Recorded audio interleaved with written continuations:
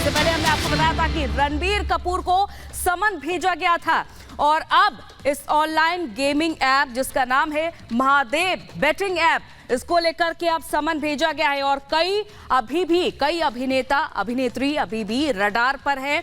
तो कॉमेडियन कपिल शर्मा और अभिनेत्री श्रद्धा कपूर को भी ईडी का समन गया है। मनी लॉन्ड्रिंग से जुड़ा यह पूरा मामला है। 200 करोड़ की शादी पार्टी हुई थी दुबई में और इसके बाद देखिए, जहां रणबीर को समन भेजने के बाद 2 सप्ताह का समय मांगा है रणबीर कपूर ने और इसके बाद एक के बाद एक अभिनेताओं को जो भी इस पार्टी में शरीक थे उनको भी समन भेजा जा रहा है, जिसमें कि कॉमेडियन कपिल शर्मा और श्रद्धा कपूर को भी अब ईडी का समन गया है। पूछताछ की जाएगी कि आखिर क्या कुछ पता है उनको इस मनी लॉन्ड्रिंग से जुड़े मामले को लेकर।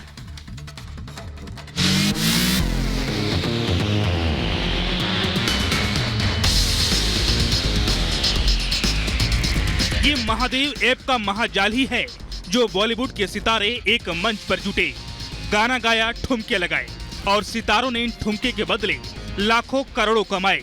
लेकिन यही कमाई अब इन सबको भारी पड़ती दिख रही है क्योंकि बुलावा ईडी की तरफ से आया है। ईडी का बुलावा वो भी एक दो नहीं बल्कि कई नामचीन हस्तियों को आया है।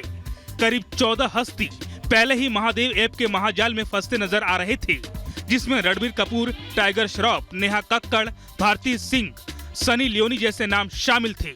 अब सूत्रों का दावा है कि इसमें 5 नाम और जुड़ गए हैं। बॉलीवुड के 5 और लोगों को समन भेजा गया है। कॉमेडियन कपिल शर्मा और श्रद्धा कपूर, हुमा कुरैशी, हिना खान को भी ईडी ने बुलाया है।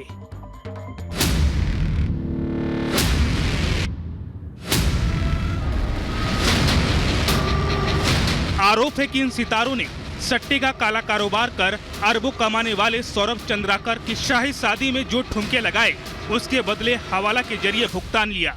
यानी सौरभ चंद्राकर ने काली कमाई गलत रास्ते से मुंबई भेजी और इन सितारों में बट गई और पेमेंट का यह अवैध तरीका ही ईडी के रडार पर है। ईडी पूछताछ के लिए रणबीर कपूर को समन जारी कर चुका है। बाकी सितारों को भी जल्द बुलाया जा सकता है।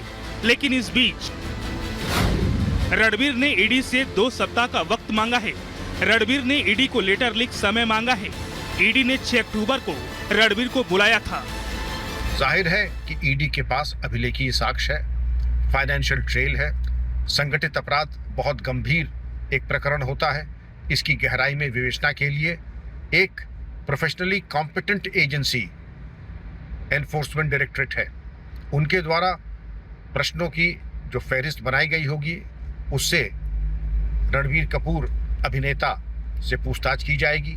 फाइनेंशियल ट्रांजैक्शन, उनको जो धन दिया गया उसके बारे में टैक्सेशन आदि की जो प्रक्रिया है उसकी जानकारी प्राप्त की जाएगी।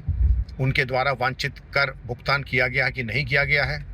क्योंकि ईडी बहुत होमवर्क करके आती है, इसलिए जवाब भी सही होने चाहिए और सत्य होने चाहिए।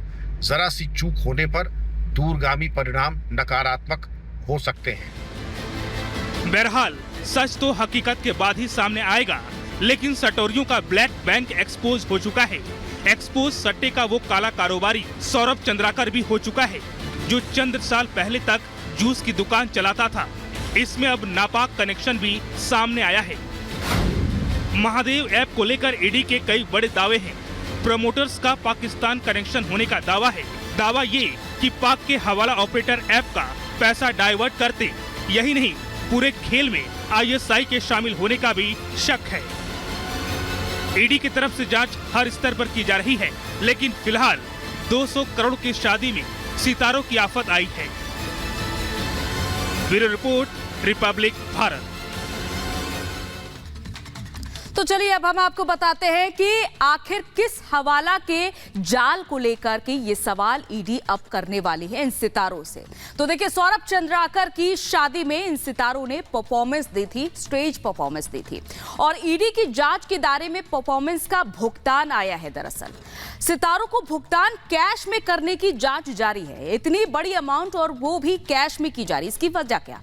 हवाला के जरिए दुबई से रकम भेजने के भी सबूत मिले हैं और और इवेंट कंपनी के जरिए कैश में पेमेंट किया गया है। इससे ही यहां पर ईडी के रडार अब और भी ज्यादा तेज हो जाती है।